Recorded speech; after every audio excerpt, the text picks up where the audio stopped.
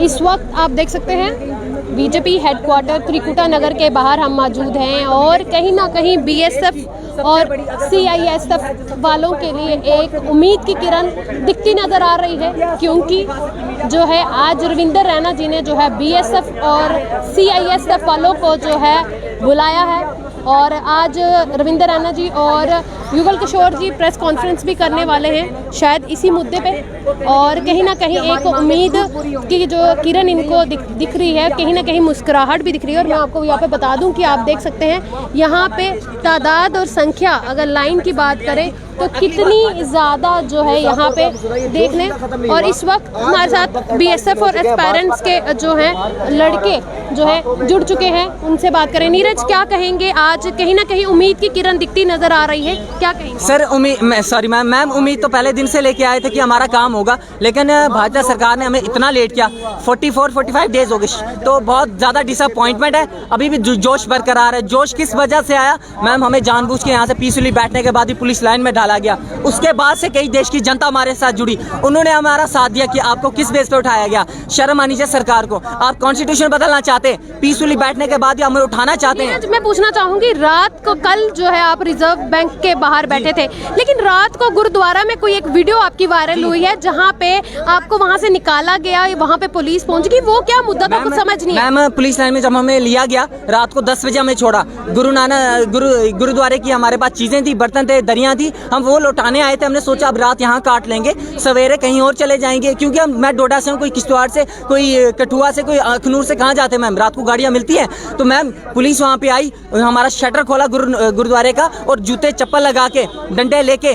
वहाँ पे आई और हमें गाली गलोच करने लगी। मैम वो तो शुक्र हम लाइव थे, कहीं ना कहीं हमें मारपीट भी हमसे की जाती, लाठी चार्ज करने वाली थी, हमें गाली गलोच किया, हमें हमारे पर झूठा आरोप लगाया कि हमारे लड़के ने गाली दी सिपाही को। मैम आप सोचिए, अगर हम फिर भी पीस आराम से बात कर रहे थे, सिपाही आके हमें गाली देने लगा माँ बहन की। आप लाइव वीडियो में देख सकते हैं सर ने क्या क्या गाली दी है, हम बोल भी नहीं सकते और वो हम पे आरोप लगा रहे हैं कि हमने गाली दी। हमारे पास प्रूफ है। हमने बोला आप प्रूफ दिखाइए, हमने गाली कब दी? बोलते चलो तुम्हें थाने, बोलते चल तुझे थाने में दिखाता हूँ, थाने में दिखाता हूँ तेरे को प्रूफ। मैंने बोला चलिए मैं भी देखता हूँ कौन सा प्रूफ है। जब हम सच के साथ खड़े हैं, हमें किसी कोई डर नहीं, हमारे ऊपर कोई आरोप नहीं लग सकता, कोई पर्चा नहीं लग सकता, क्योंकि देश की जनता हमारे साथ है, स्पेशली जम्मू कश्मीर की मीडिया और जम्मू कश्मीर की यूथ। तो कहीं ना कहीं सरकार को याद दिलाना चाहते कि हमारा काम पूरा होना चाहिए, ऑल मेडिकल फिट को ज्वाइनिंग मिले ताकि हम घर जा पाए। आज जो है रविंदर रैना जी ने आपको बुलाया है, क्या लग रहा है कुछ ना कुछ अच्छा होने वाला है कि गलत? सर मैम बात ऐसी है कि अभी हमारे पास कोई वजह नहीं है, कोई ऐसी चीज़ नहीं कि हम विश्वास ना करें, हमें रिस्क उठाना पड़ता है, हमेशा विश्वास करना पड़ता है, क्योंकि ऑप्शन नहीं है कोई।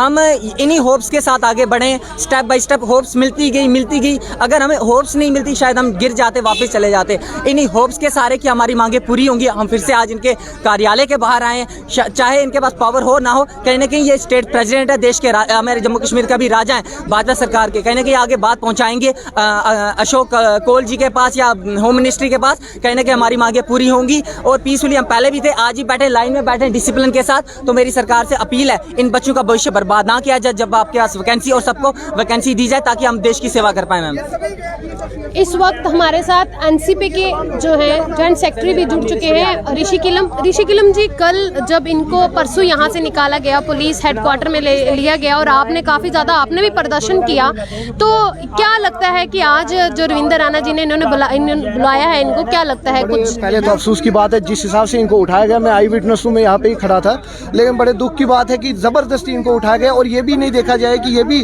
किसी के बच्चे हैं, इनके भी परिवार है। पुलिस डिपार्टमेंट ने ऐसे इनको उठाया, मैं क्या कहूँ कि इनके जूते चप्पल सामान सब यही, और उसको लपेटा बैग में, कुछ इन्होंने गाड़ी में डाल दिया। तो बड़े अफसोस की बात है कि पहले डिपार्टमेंट को देखना चाहिए था कि ये भी किसी के परिवार से बिलोंग करते हैं, ये भी किसी के बच्चे हैं। तो लेकिन मैं यही अपील करना चाहता हूँ, आज जिस हिसाब से कुछ नंगे पाँव भी चल के आए, पिछले एक हफ्ते से ये भूखे भी है, तो इनकी कंडीशन देखिए, कुछ हॉस्पिटल्स में भी एडमिट है। तो मैं ये रविंदर रैना जी से यही कहूँगा कि आपका एक ही मिशन है, जो एक आप बार बार कहते हैं स्लोगन कि हमें युवाओं के लिए कुछ करना है, युवाओं के लिए कुछ करना है, क्या यही युवाओं के लिए करेंगे? पहले अब उनको मुझे एक बात बताइए, परसों जब उठाया जाता है तो रविंदर रैना जी बोलते हैं कि मुझे पता नहीं है, ऐसा हो सकता है? शर्म की बात है। अफसोस है, वो ऊपर अपने शीशों से देख रहे थे, वहाँ से अपने कमरों से देख रहे थे और कहते हैं हमें पता नहीं है। क्या वो सोशल मीडिया पे एक्टिव नहीं है? उनने शाम तक नहीं देखा सोशल मीडिया पे क्या चल रहा है? उनके भाजपा की IT सेल इतनी एक्टिव है, उन्होंने ये नहीं देखा कि किस मीडिया पे क्या चल रहा है। और ये बड़े अफसोस की बात है, बहाना कर दिया कि मुझे पता नहीं है, बड़े शर्म की बात है। और आज हमें यही उम्मीद है, अगर इनको बुलाया है उन्होंने तो इनका मसला हल हो,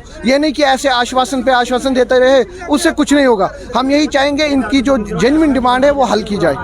ऋषि जी, जिस तरीके से कल हमारी मीडिया जो साथी है उन्होंने जुगल किशोर जी से भी बात की, और जुगल किशोर जी का कहना है मुझे इस बारे में पता ही नहीं है कि बीएसएफ और सीआईएसएफ वालों एस्पिरेंट्स के साथ ये हो रहा है। जुगल किशोर जी जब से एमपी बने वो तब से बाहर ही कितनी बार निकले, वो तो ईद के चांद है, अपने घर में ही रहते हैं। जैसे डॉक्टर जितेंद्र सिंह दिल्ली बम्बई वहाँ रहते हैं, और जैसे जुगल किशोर की तो बात ही ना करें, वो तो ऐसे एमपी है। हमारी बदकिस्मती है कि हमारे इस रियासत, इस जम्मू के प्रोविंस में ऐसे एमपी है कि जो कभी निकलते ही नहीं है बाहर। हम यही अपील करना चाहते हैं, पहले जुगल किशोर शर्मा जी को ये नहीं पता होगा कि सीआईएसएफ का मतलब क्या है, सीआईएसएफ वाले है कौन, उनको तो ये भी नहीं पता है, क्योंकि नॉलेज भी होनी चाहिए पता होने के लिए। लेकिन अब मैं उम्मीद करता हूँ कि रविंद्र रैना जी ने इनको बुलाया है, शायद इनकी जो प्रॉब्लम है वो सॉल्व हो। और हम एलजी साहब से भी ये रिक्वेस्ट करते हैं कि इनकी तरफ देखें, ये बड़े दिनों से भूखे हैं, बड़े दिनों से ये इनकी डिमांड क्या है, खाली जॉब के लिए, इनको और कुछ नहीं चाहिए आपसे। वो जॉब भी जो ये डिजर्व करते हैं, जो इनका हक है, वो हक इनको मिले। ऋषि जी, रविंद्र राणा जी का ये भी कहना है कि टोटल जो है यहाँ पे 1356 जो है वैकेंसी निकली थी,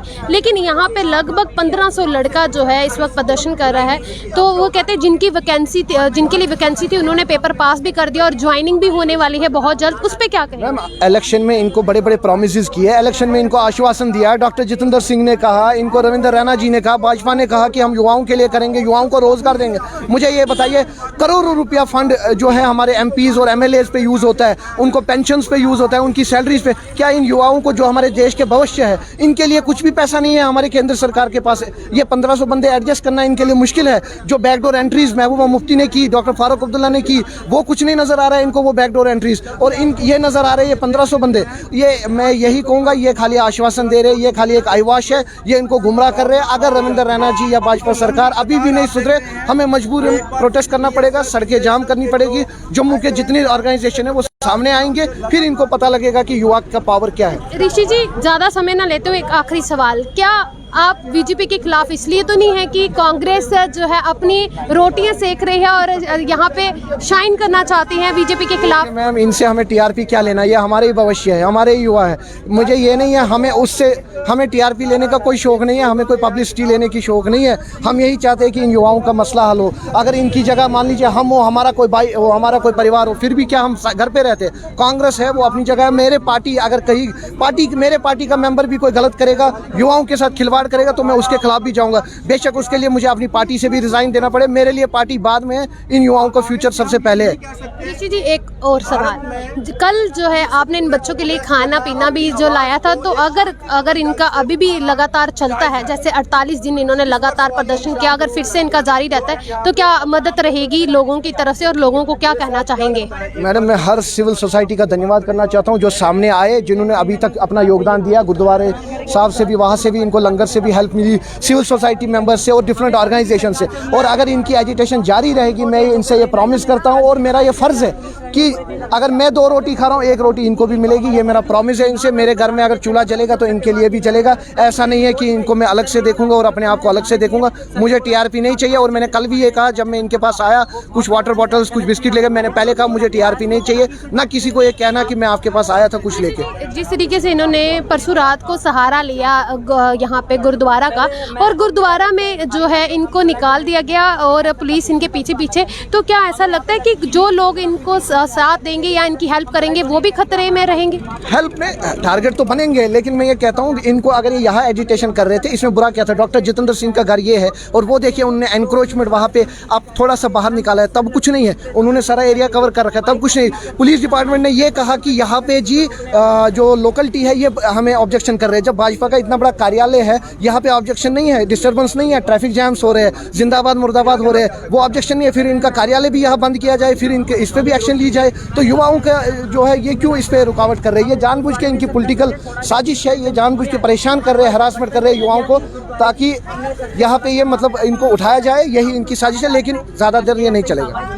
तो ये खास बातचीत थी हमारी खास बातचीत है ऋषि जी के साथ, और उन्होंने कहा कि आने वाले समय पे जो है ये बिल्कुल विरोध नहीं होने देंगे और इनका साथ देंगे। और कहीं ना कहीं वो लोग भी टारगेट हो रहे हैं जो इनका साथ दे रहे हैं, लेकिन मैं भी रिक्वेस्ट करती हूँ जो फाउंडेशन आगे लोगों के लिए करते हैं, इन बच्चों के लिए भी जो खाने पीने के लिए सोचे। तो मेरे साथ जुड़ी रहिएगा अगले अपडेट्स के लिए। मैं प्रीति सहर, rising state cameraman Anshu Singh के साथ। जय हिंद, जय भारत।